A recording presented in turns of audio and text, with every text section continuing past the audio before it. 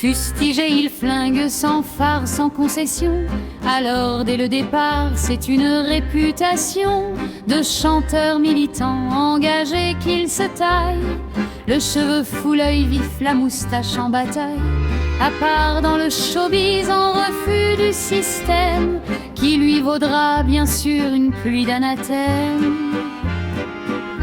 Car ils sont aux aguets bien plus que 20 et 100, avec leurs grands ciseaux, les bourgeois bien pensants, coincés dans leur costard doublé de Moleskine, planqués pour ne pas voir l'ombre du Potemkin. Derrière Anastasie, toujours prompte à jeter haro sur le poète épris de vérité.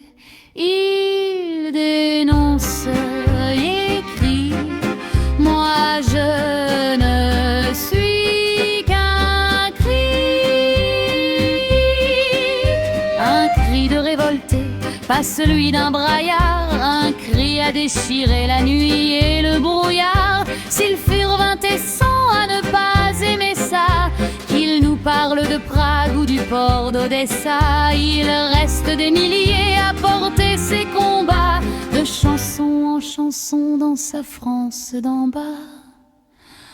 Un cri du cœur aussi à sa môme à Pantin, quand l'amour est cerise et qu'au petit matin, ça sent bon le bonheur au fond de la montagne, où l'on ne risque pas ni fureur ni castagne, loin des vieux pisse froids et de leurs interdits, qui voient de tous côtés des poètes maudits.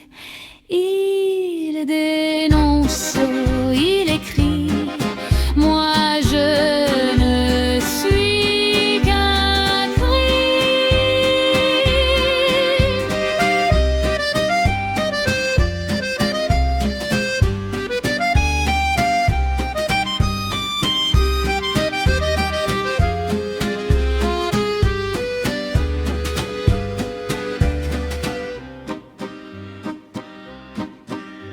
Et de la chanson à texte à la chanson légère, de pauvres petits cons aux belles étrangères, il était à son aise dans tous les répertoires.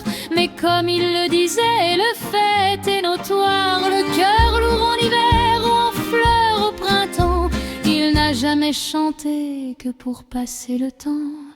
Il dénonce, il écrit: moi